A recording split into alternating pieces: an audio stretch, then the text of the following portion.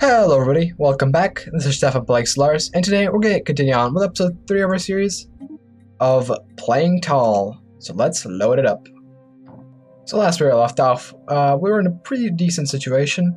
We have discovered the Valdry Foundation, which are somewhat unfriendly towards us, and the Jazgavaz Democratic Dominions, which we do have a non-aggression pact with, and I plan on making them guarantee our independence later on.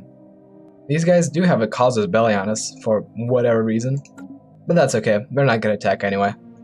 So for now, we're just going to continue on exploring and discovering anomalies, so let's resume.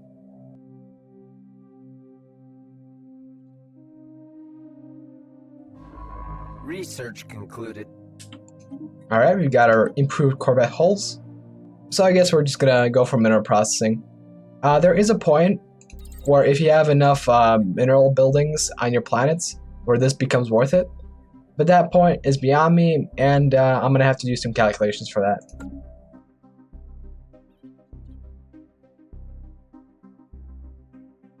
Edic Monolithic. This planet was uninhabited and indeed uninhabitable, but not unvisited. This surface is littered with tall centigraphs carved with some mineral not native to the planet, evidently placed here by some artistically inclined spacefaring race. The monolith's flowing lines definitely chart a history so fantastical, surely it must be fictional. Surely. I do remember getting this event, and doing this results in extra xenophile attraction. And xenophile attraction is not something that we want. Not at all. So we're just gonna get some engineering out of that.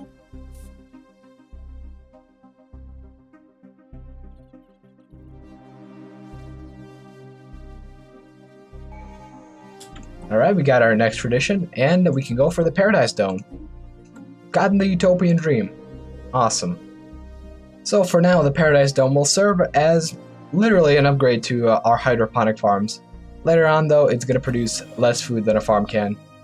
Plus it's going to give us extra happiness for every pop on the planet, and that is quite nice.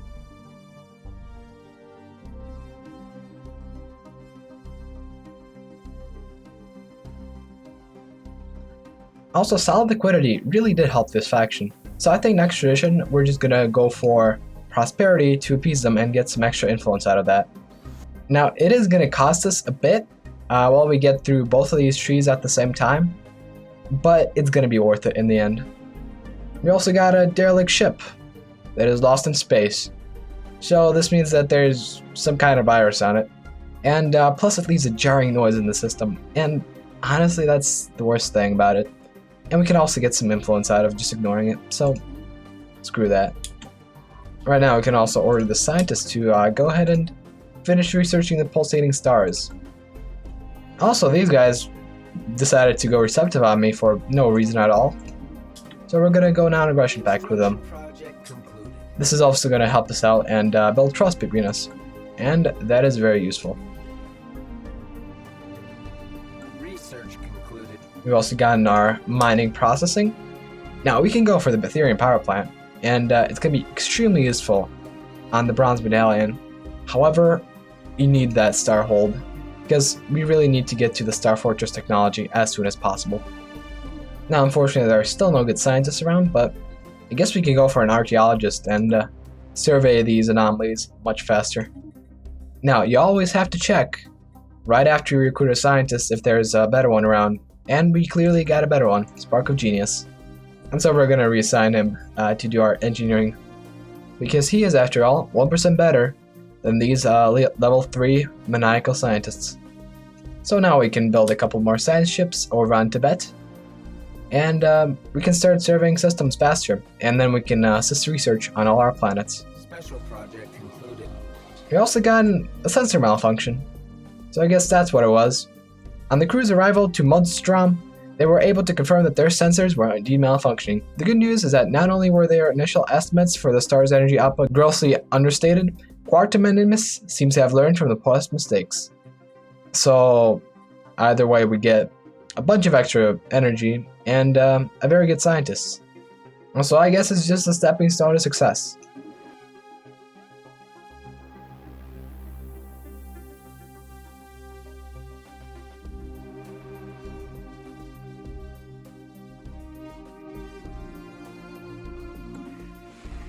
Oh dang. Predaceous plant life.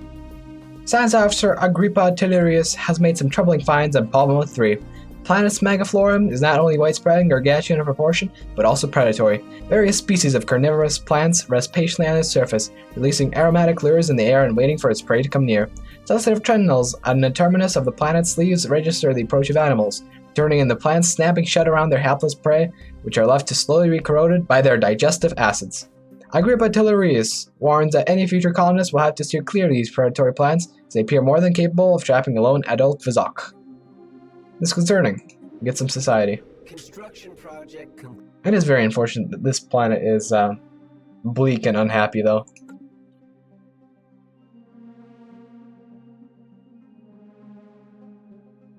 Yeah, magnetic reversal. Get some physics out of that. That's pretty common in this galaxy. We also got our coal point power. And now we're going to have to go for the most expensive tech that we can find. The FTL inhibitor.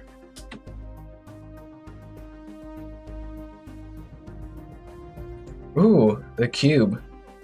Among the husks of derelict starships orbiting in Stellaris 2, we have discovered an almost intact alien research vessel. Ship's logs reveal it has suffered critical hardware malfunction and was stuck in limbo for 142 days before the crew perished from malnutrition. The body of the captain was found in his cot, clutching a small metal cube, each side a different color and split into 9 equal rotatable squares. Science officer Agrippa is convinced that when rotated the correct pattern, the cube will reveal a secret treasure. Oh my god, we're getting the Rubik's Cube again, aren't we? situation log. Let's see, I wonder if there's a different event for this. Yep, slice and dice. The crew of the SS Gals has subjected the metal cube to every code-breaking algorithm known to us and has responded with nothing but silence. Is it a cipher? A container with valuable items? There's no meaning behind this cube, then what is the meaning of anything? Were some of the thoughts that's carried around the overworked mind of Science Officer Agrippa Tellurius, and he finally brought out the laser and sliced first the cube, then his right paw in half. The cube was empty. Well, I don't remember our previous species slicing their paw in half, but dang, okay. This man is a maniac. You know what I probably could have done? I probably could have assigned this guy to actually research the cube. Then he would have been a genius maniac. Huh, okay, I'll keep that in mind.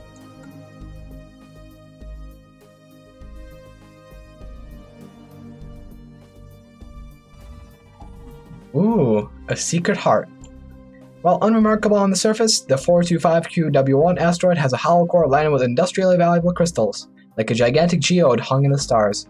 Special instructions prepare for Science Officer Quartum Arminius. Any future mining platform should be able to carefully harvest these crystals from the interior of the asteroid. Excellent. So we have a chance of either Urantic crystals or Tedlar crystals. We have Urantic crystals, which increase energy weapon damage. Not too bad, but we don't really need that. Research concluded. We've gotten our adaptive bureaucracy going. And now I suppose we can go for extra pop growth speed. Now we have more options in recruiting our leaders, and I do want to aim for 2 particular leaders, specifically a particles expert and a voidborn expert. That way we can game the system and get a higher chance of our necessary techs appearing, specifically star fortresses and 0-point power.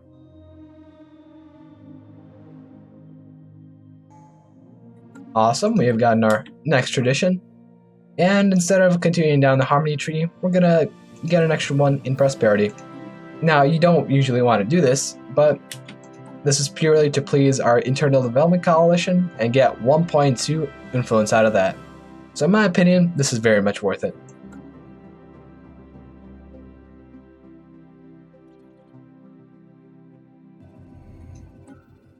Oh dang, we found a rock brain. Scanning the particularly massive asteroid LA4-11B1 has yielded fascinating results. The rock's core is shot through with a network of conductive crystals carrying a weak electric charge. The crew of the ISS Gallus recognize the matrix as a primitive neural lattice and believe that the celestial body is thinking in some capacity, not fully sapient. They seek permission to excavate the core and transport it to the nearest orbital station for closer study. So I'm pretty sure doing that will result in us actually breaking the rock brain and getting some physics out of that, but having consistent physics is going to really help us out much more. Plus, our society research is really weak right now.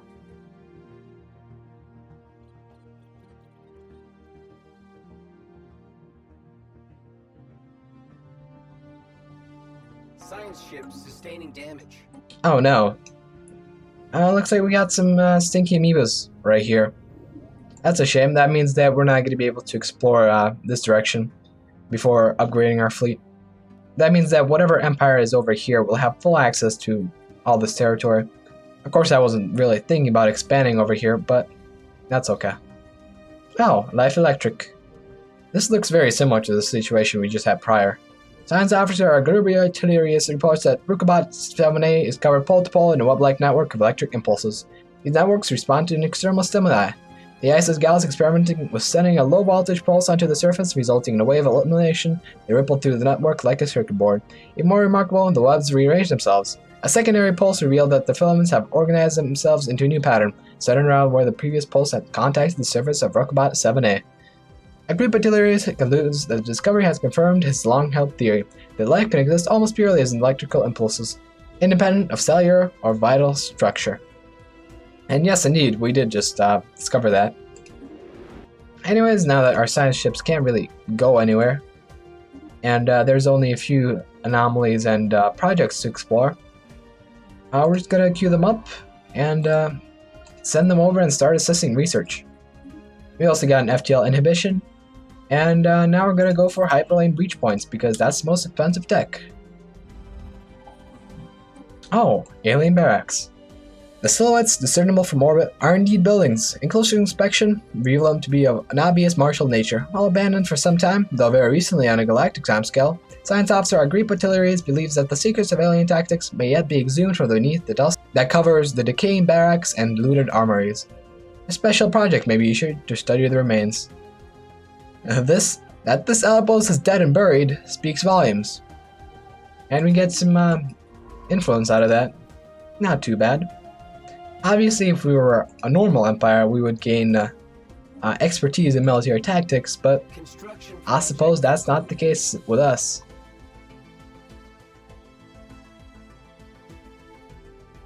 We also got our next engineering research. And so now we can go for improved structural integrity. That's going to be useful for our defensive platforms. And that's the least expensive tier 2 tech that we have.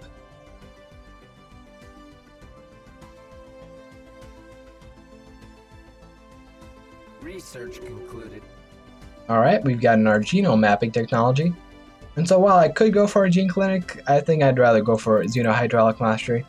Because it seems that there's going to be more of a problem with noxious swamps than not having enough population growth.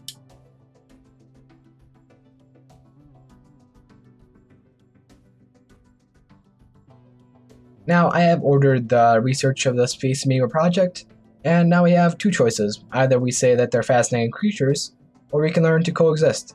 I've never gone for coexistence with space amoebas before, so let's go for that. Plus, if that makes them neutral, we'll be able to get through Hassel and explore in this region of space, which would be quite nice.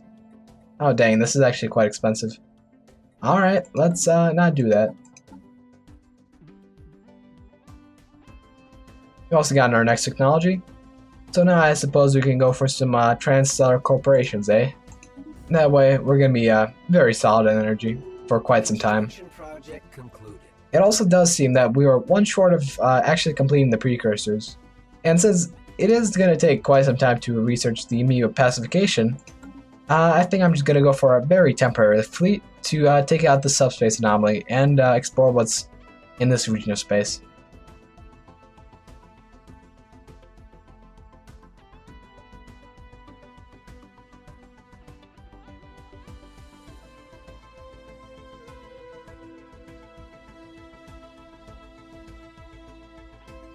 Alrighty, now we can go for shields.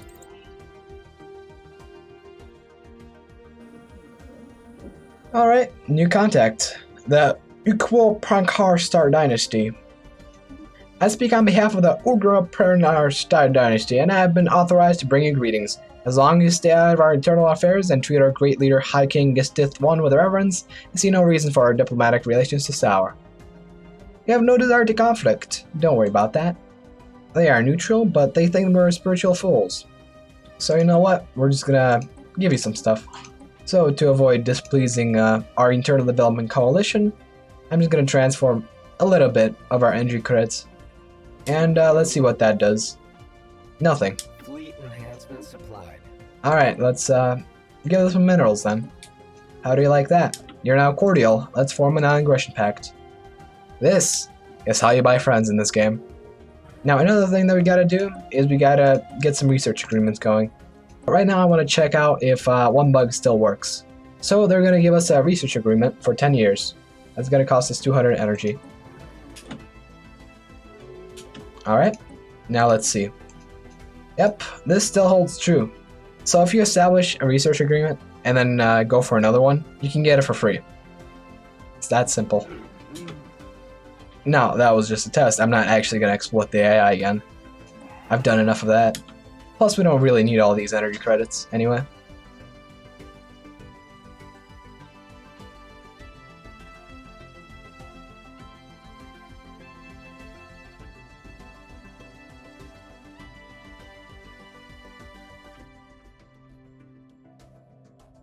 Alright, so now we have hydraulic mastery, and so now we can go for colonial centralization.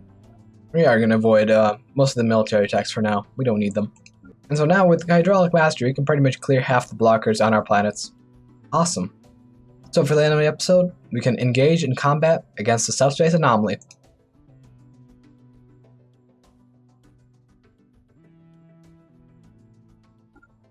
We also got our improved structural integrity, and so now we can actually exploit the Urantic crystal. We only get one from that node, however, and so exploiting it won't really do too much. So we're gonna go for destroyers instead. That way we can get to battleship technology relatively quickly, and that's gonna double our chances of getting the 0-point technology.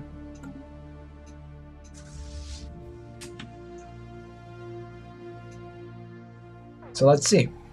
Sublight probe versus these guys. Obviously, range is anemic at this point in the game. Oh no, pirates! We're just nearly finished with conquering all of this territory. God damn it. And they're hanging out in the Ascrook system. Well, it's a good thing we have our fleet. And it doesn't look like we lost any ships, actually. Not bad. We have dealt with the hostile subspace entity that our missing probe had attracted. Why such a creature would be drawn to an archaic unmanned spacecraft is a mystery, but the probe appears to be largely undamaged. It has been recovered by our forces, and we have extracted detailed survey readings from the entire center from its memory banks. In addition, the residual energy left behind by the subspace anomaly has generated a large amount of valuable physics data for our scientists. Awesome. We have collected all our probes, and we get some energy credits and physics research. Excellent. And now we're gonna have to deal with these damn pirates. But that's gonna be for next episode. If you enjoyed what you saw, please leave a like. If you want to see more, please subscribe. I try to post daily content, but there's for sure gonna be a video every other day. So see you guys in the next one. Bye bye.